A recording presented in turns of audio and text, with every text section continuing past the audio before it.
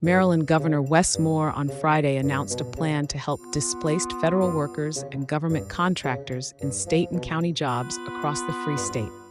The plan includes three parts: streamlining the recruitment and hiring process for state jobs, teaching and certifying workers who may be interested in second careers, and developing websites to help connect the fired federal workers with open jobs in the private sector. Maryland asked Governor Moore about the hiring spree as the state faces a historic $3.3 billion deficit that increased by another $280 million just days ago. Governor, there's been an addition of almost about $250 million worth of new state jobs that have been added under your administration since you've taken office. Is it time to maybe take a look at state hiring? Is it time to cut or furlough? You are open to cuts and to freeze hiring, is that correct? Well, I'm very open to having a government that works, right? I don't think a government that works means a quota.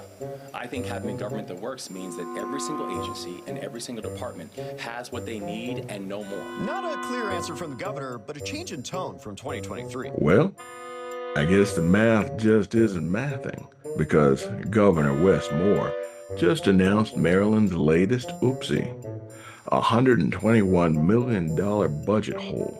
That's not a pothole, folks.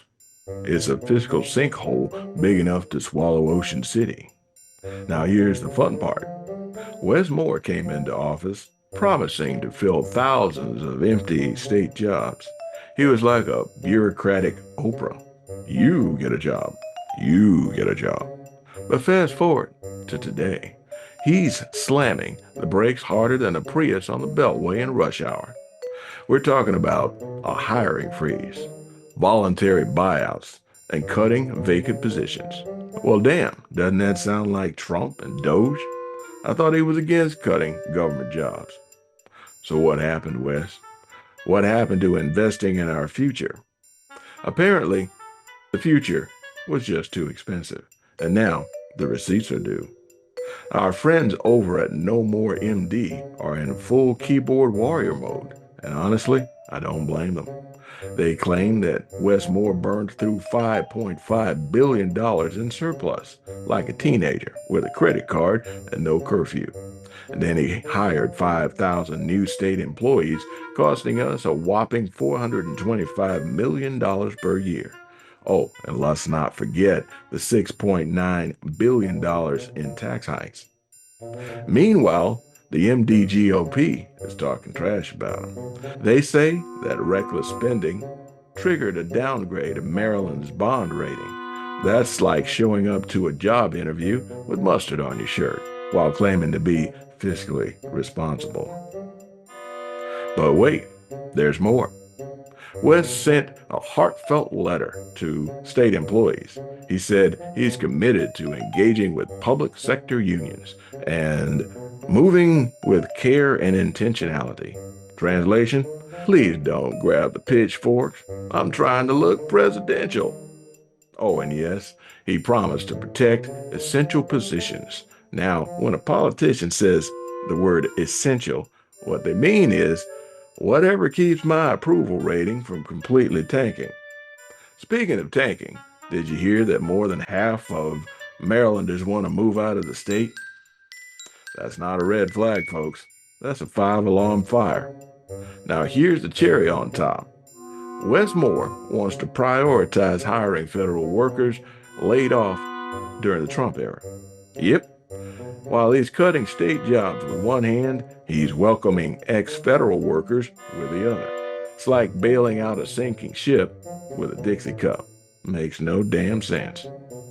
Now, about those buyouts.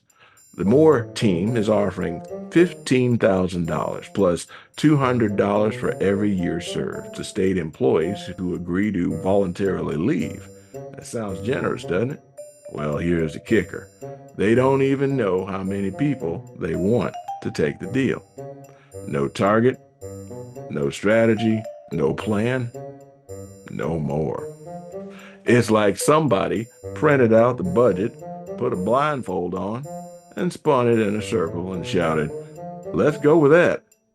So, to recap, Wes Moore started with a surplus, added thousands of state jobs, raised taxes, blew through the piggy bank, and now he wants a mulligan.